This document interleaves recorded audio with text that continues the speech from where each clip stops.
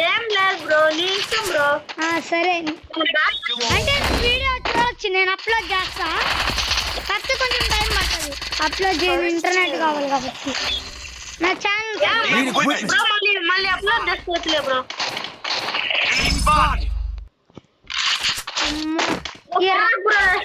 ఎక్కడికి రా, ఎక్కడ రా.